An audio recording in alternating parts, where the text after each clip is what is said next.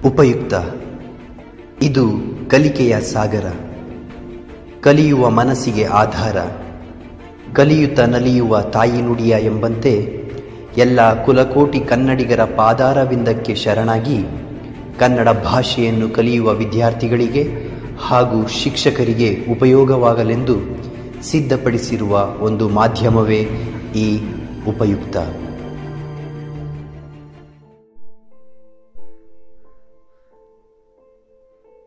ಪದ್ಯ 4. ನಿಯತಿಯನಾರ್ ಮೀರಿದ ಪರ್. ಬರೆದವರು ಜನ್ನ. ಆರಿಸಿದ ಭಾಗ ಯಶೋಧರ ಚರಿತೆ.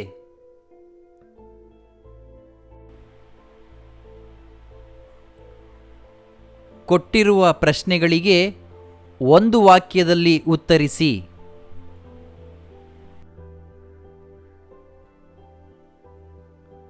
ಮುತ್ತುಗದ ಹೂವುಗಳು ಎಲ್ಲಿ ಉದುರಿ ಬಿದ್ದಿದ್ದವು? ಮುತ್ತುಗದ ಹೂವುಗಳು ಮಾವಿನ ಮರದ ಅಡಿ ಮಂಚಿಕೆಯಲ್ಲಿ ಉದುರಿದ್ದವು.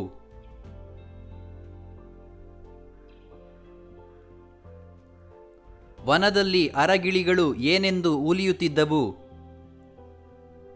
ವನದಲ್ಲಿ ಅರಗಿಳಿಗಳು ಎಲೈ ಮಾರಿಯೇ, ಮಲೆಯ ಮಾರುತನು ಸಾಷ್ಟಾಂಗ ನಮಸ್ಕಾರ ಮಾಡುತ್ತಾ ಬಂದನು, ಈ ಕಡೆ ಗಮನ ಹರಿಸು ಎಂದು ಉಲಿಯುತ್ತಿದ್ದವು.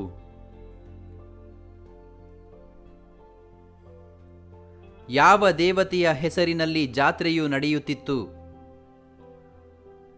ಚಂಡಮಾರಿ ದೇವತೆಯ ಹೆಸರಿನಲ್ಲಿ ಜಾತ್ರೆಯು ನಡೆಯುತ್ತಿತ್ತು.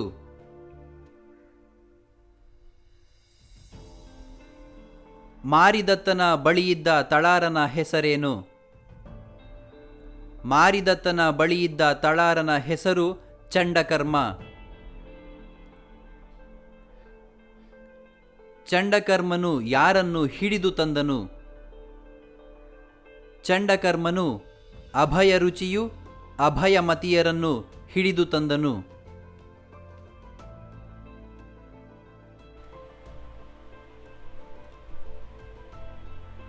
ಕೊಟ್ಟಿರುವ ಪ್ರಶ್ನೆಗಳಿಗೆ 2-3 ವಾಕ್ಯಗಳಲ್ಲಿ ಉತ್ತರಿಸಿ.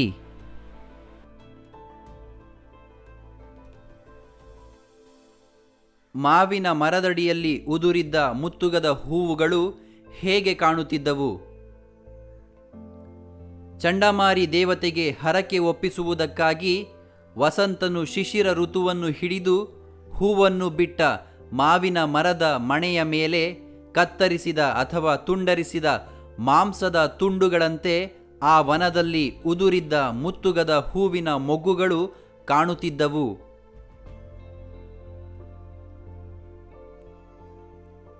ಮಾರಿದತ್ತ ಹಾಗೂ ಜನರು ಏಕೆ ಒಂದೆಡೆ ಸೇರಿದ್ದರು?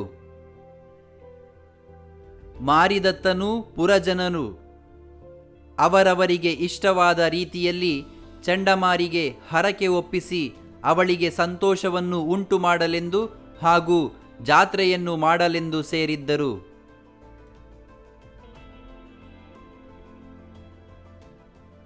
ಚಂಡಕರ್ಮನು ಎಂತಹ ಬಲಿಯನ್ನು ಹುಡುಕಿ ಹೊರಟನು? ಚಂಡಕರ್ಮನು ಎಳೆಯ ವಯಸ್ಸಿನ ಶುಭ ಲಕ್ಷಣದ ಬುದ್ಧಿವಂತರಾದ ಒಳ್ಳೆಯ ವಂಶದಲ್ಲಿ ಜನಿಸಿದ 2 ಮನುಷ್ಯರನ್ನು ಬಲಿಗಾಗಿ ಹುಡುಕಲು ಹೊರಟನು.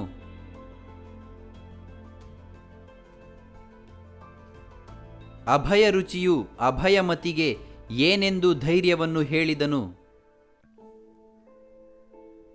ಅಭಯರುಚಿಯು ತನ್ನ ತಂಗಿಯಾದ ಅಭಯಮತಿಯನ್ನು ಕುರಿತು, ನೀತಿವಂತಳೇ ಕೇಳು, ವಿಧಿ ನಿಯಮವನ್ನು ಮೀರಲು ಯಾರಿಗೆ ಸಾಧ್ಯವಾಗುತ್ತದೆ?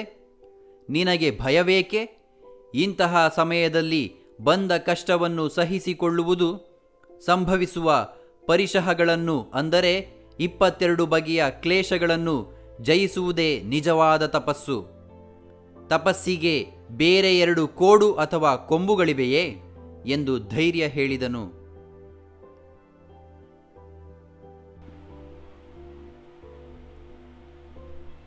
ಕೊಟ್ಟಿರುವ ಪ್ರಶ್ನೆಗಳಿಗೆ 8-10 ವಾಕ್ಯಗಳಲ್ಲಿ ಉತ್ತರಿಸಿ.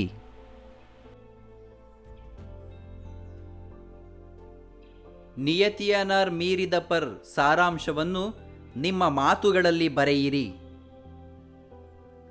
ಚಂಡಮಾರಿ ದೇವತೆಗೆ ಹರಕೆ ಒಪ್ಪಿಸುವುದಕ್ಕಾಗಿ ವಸಂತನು ಶಿಶಿರ ಋತುವನ್ನು ಹಿಡಿದು ಕತ್ತರಿಸಿದ ಮಾಂಸದ ತುಂಡುಗಳಂತೆ ವನದಲ್ಲಿ ಮುತ್ತುಗದ ಹೂವಿನ ಮೊಗ್ಗುಗಳು ಕಾಣುತ್ತಿದ್ದವು.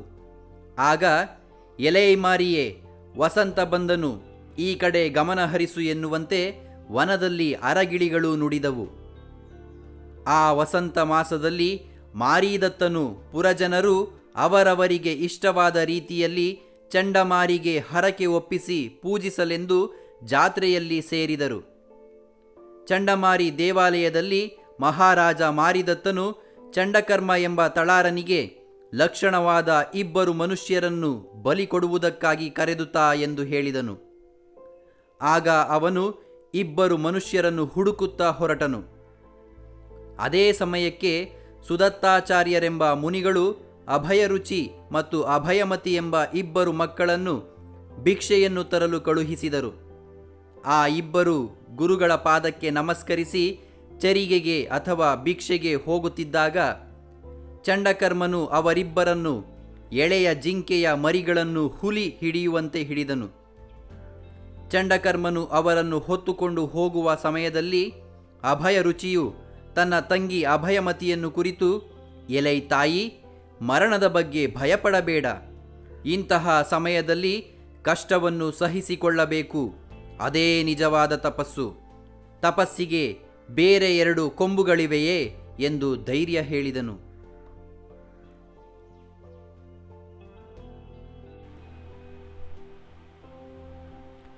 ಸಂದರ್ಭ ಸಹಿತ ಸ್ವಾರಸ್ಯವನ್ನು ವಿವರಿಸಿ.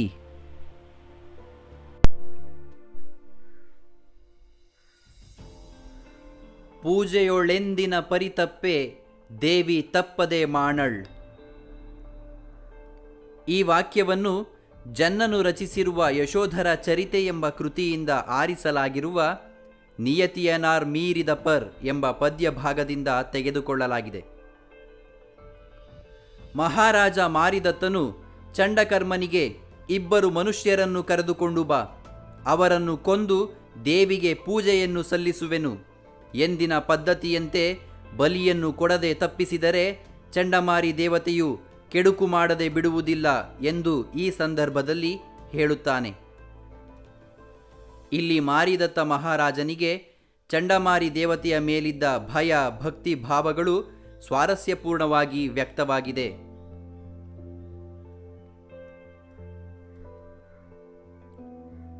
ತರಕ್ಷು ಪಿಡಿವಂತೆ ಚಂಡಕರ್ಮಂ ಪಿಡಿದನ್. ಈ ವಾಕ್ಯವನ್ನು ಜನ್ನನು ರಚಿಸಿರುವ ಯಶೋಧರ ಚರಿತೆ ಎಂಬ ಕೃತಿಯಿಂದ ಆರಿಸಲಾಗಿರುವ ನಿಯತಿಯನಾರ್ ಮೀರಿದ ಪರ್ ಎಂಬ ಪದ್ಯ ಭಾಗದಿಂದ ತೆಗೆದುಕೊಳ್ಳಲಾಗಿದೆ.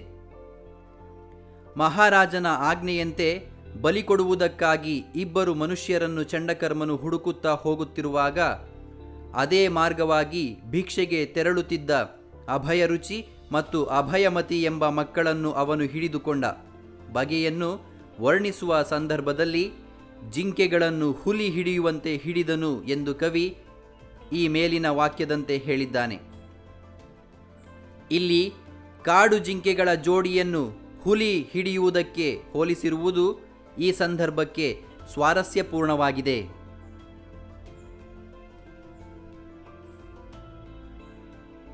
ಅಭೀತೆಯಾಗೆಲಗೆ ತಾಯೇ, ಮರಣದ ದೆಸೆಯೋಳ್. ಈ ವಾಕ್ಯವನ್ನು ಜನ್ನನು ರಚಿಸಿರುವ ಯಶೋಧರ ಚರಿತೆ ಎಂಬ ಕೃತಿಯಿಂದ ಆರಿಸಲಾಗಿರುವ ನಿಯತಿಯನಾರ್ ಮೀರಿದ ಪರ್ ಎಂಬ ಪದ್ಯ ಭಾಗದಿಂದ ತೆಗೆದುಕೊಳ್ಳಲಾಗಿದೆ.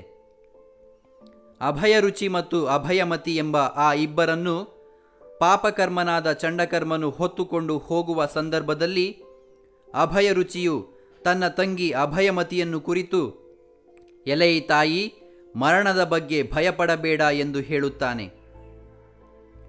ಚಂಡಕರ್ಮನು ಬಲಿಗಾಗಿ ಹೊತ್ತುಕೊಂಡು ಹೋಗುತ್ತಿದ್ದರೂ ಬಾಲಕನಾದ ಅಭಯರುಚಿಯು ಅಂಜದೆ ತನ್ನ ಸಹೋದರಿಗೆ ಧೈರ್ಯ ತುಂಬುವ ಸಮಯ ಪ್ರಜ್ಞೆ ಇಲ್ಲಿ ಸ್ವಾರಸ್ಯಕರವಾಗಿದೆ.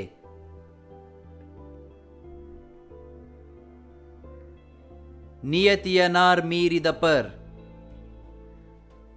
ಈ ವಾಕ್ಯವನ್ನು ಜನ್ನನು ರಚಿಸಿರುವ ಯಶೋಧರ ಚರಿತೆ ಎಂಬ ಕೃತಿಯಿಂದ ಆರಿಸಲಾಗಿರುವ ನಿಯತಿಯನಾರ್ ಮೀರಿದ ಪರ್ ಎಂಬ ಪದ್ಯ ಭಾಗದಿಂದ ತೆಗೆದುಕೊಳ್ಳಲಾಗಿದೆ. ಅಭಯರುಚಿ ಮತ್ತು ಅಭಯಮತಿ ಎಂಬ ಆ ಇಬ್ಬರನ್ನು ಪಾಪಕರ್ಮನಾದ ಚಂಡಕರ್ಮನು ಹೊತ್ತುಕೊಂಡು ಹೋಗುವ ಸಂದರ್ಭದಲ್ಲಿ ಅಭಯರುಚಿಯು ತನ್ನ ತಂಗಿ ಅಭಯಮತಿಗೆ ಧೈರ್ಯ ತುಂಬುತ್ತಾ, ಮರಣಕ್ಕಾಗಿ ಹೆದರಬೇಡ, ವಿಧಿ ನಿಯಮವನ್ನು ಯಾರು ತಾನೇ ಮೀರಲು ಸಾಧ್ಯ ಎಂದು ಬುದ್ಧಿವಾದ ಹೇಳುತ್ತಾನೆ. ಅಭಯ ರುಚಿಯಲ್ಲಿದ್ದ ವಯಸ್ಸಿಗೆ ಮೀರಿದ ಅನುಭವ, ಧೈರ್ಯ ಹಾಗೂ ವಿಚಾರಶಕ್ತಿ ಅವನ ಈ ಮಾತಿನಲ್ಲಿ ಸ್ವಾರಸ್ಯಕರವಾಗಿ ವ್ಯಕ್ತವಾಗಿದೆ.